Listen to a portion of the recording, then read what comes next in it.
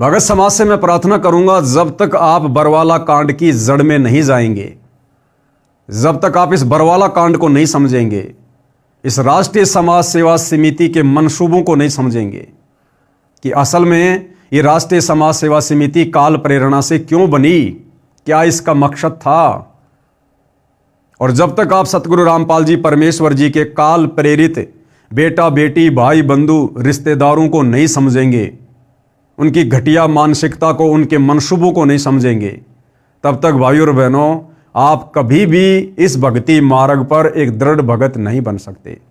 आप कभी भी सतगुरु रामपाल जी परमेश्वर जी के भक्ति मार्ग में शत भक्ति करके मोक्ष प्राप्त नहीं कर सकते। हम साथ संगति से जुड़े हुए हजारों सत्सेवक भाई बहनों ने बरवाला कांड को समझा, राष्ट्रीय समाज सेवा समिति के और सतगुरु रामपाल जी परमेश्वर जी के कलयुगी काल प्रेरित परिवार के मंसूबों को समझा, तो आज हम उनकी कुसंगति का शिकार होने से बचे और आज गुरुदेव भगवान की गैर हाजिरी में घर बैठकर ज्ञान को आधार बनाकर अपनी भक्ति सफल कर रहे हैं। और बाकी नादान संगत अपने गुरु की गैर हाजिरी में जो इन सतलोक आश्रमों में जा रही है, दिन प्रतिदिन अपनी मर्यादा तुड़वा रही है, भक्ति और भगवान से कोसों दूर होती जा रही है। तो इस राष्ट्रीय समाज सेवा समिति जैसे राजनीतिक संगठन को समझना अति आवश्यक है।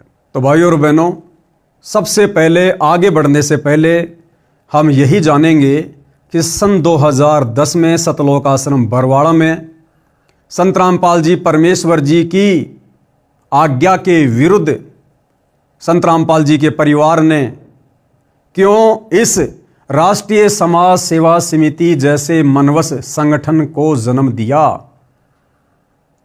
और इन्होंने इसके क्या क्या नियम बनाए हैं, थोड़ा सा हम इसके ऊपर प्रकाश डालेंगे। राष्ट्रीय समाज सेवा समिति के गठन की कार्यवाही आज दिनांक 14/8/2010 को राजनीतिक, प्रशासनिक तथा न्यायालय की असहनीय बर्बरता का मुकाबला करने के लिए हम संत रामपाल जी महाराज के शिष्य हजारों की संख्या में मानसरोवर पार्क रोहतक हरियाणा में एकत्रित हुए।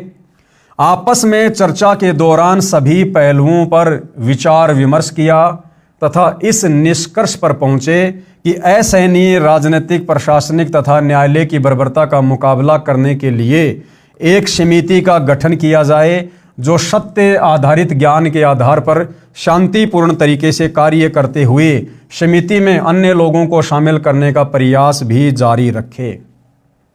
ये इसकी राष्ट्रीय समाज सेवा समिति की भूमिका है, इसकी ये प्रस्तावना है।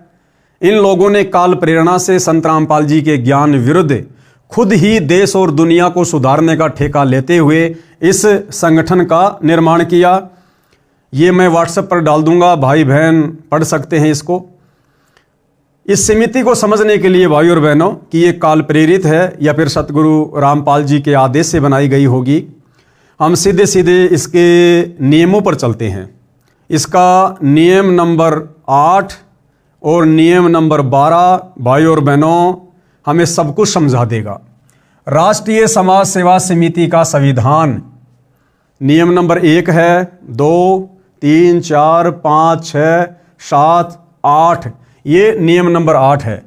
राष्ट्रीय समाज सेवा समिति का पदाधिकारी केवल शतनाम प्राप्त भगत ही बन सकता है। सदस्य बिना नाम लिए हुए भी बन सकता है जो समिति के नियमों को पूर्ण तौर से पालन करेगा। अर्थात इन राष्ट्रीय समाज सेवा समिति वालों ने काल प्रेरणा से इस राष्ट्रीय समाज सेवा समिति के अंदर जिसने बरवाला कांड में मुख्य भूमिका निभाई है, इस समिति में भाई और बहनों संत रामपाल जी के परिवार वालों ने बाहर के लोगों की भी एंट्री करवाई। यानी जो लोग भगत नहीं थे उन लोगों को भी राष्ट्रीय समाज सेवा समिति से जोड़ा गया और उन लोगों को काले कमांडो बनाकर प्रशासन के साथ में लड़ने और मारने के लिए खड़ा किया गया। अरे भैया, जो व्यक्ति संत रामपाल जी का भगत नहीं है, उनसे उपदेश प्राप्त नहीं है, यदि ये समिति संत रामपाल जी की है तो संत रामपाल जी तो किसी भी अनुपदेशी व्यक्ति को अपने संगठन में शामिल नहीं करते, अपनी किसी भी संस्था में शामिल नहीं करते। सबसे पहले उस व्यक्ति के लिए उपदेश लेना अनिवार्य होता है। यहां तक कि संत रामपाल जी तो उस व्यक्ति के घर का पानी भी नहीं पीते जो उनका भगत ना हो। तो यदि ये राष्ट्रीय समाज सेवा समिति सतलोक आश्रम वालों के अनुसार संत रामपाल जी ने बनाई है, तो संत रामपाल जी भला अपनी नियम और मर्यादा और विधान के विपरीत किसी भी अनुपदेशी व्यक्ति को इस संगठन में क्यों शामिल करेंगे? इसका मतलब संत रामपाल जी का इस संगठन से कोई लेना देना नहीं। ये सारी की सारी मनमानी उनके परिवार के द्वारा की जा रही थी। कारण क्या था? ये परिवार भाइयों और बहनों काफी लंबे वर्षों से मर्यादाओं से दूर था। काल इनके सिर पर बैठा हुआ था और काल ने संत रामपाल जी के परिवार को मोहरा बनाया बरवाला कांड जैसी घटना को जन्म देने के लिए। आगे 9 नंबर नियम है, 10 है, 11 है और 12। अब ये 12 नंबर नियम को ध्यान से पढ़िए भाइयों और बहनों, आपको पता चल जाएगा कि ये राष्ट्रीय समाज सेवा समिति वाले अर्थात संत रामपाल जी के बेटा बेटी भाई बंधु रिश्तेदार संत रामपाल जी का कितना सम्मान करते हैं, संत रामपाल जी को गुरु मानते हैं, परमात्मा मानते हैं, या अपने जैसा 2 कोड़ी का एक इंसान मानते हैं। पॉइंट नंबर 12, और क्या लिखा संत रामपाल जी के परिवार ने? राष्ट्रीय समाज सेवा समिति संत रामपाल जी महाराज से किसी प्रकार के कार्य में दिशा निर्देश नहीं लेगी। क्लियर? खुद संत रामपाल जी का परिवार कह रहा है, राष्ट्रीय समाज सेवा समिति वाले कह रहे हैं कि हम राष्ट्रीय समाज सेवा समिति वाले संत रामपाल जी महाराज से किसी भी कार्य में कोई दिशा निर्देश नहीं लेंगे।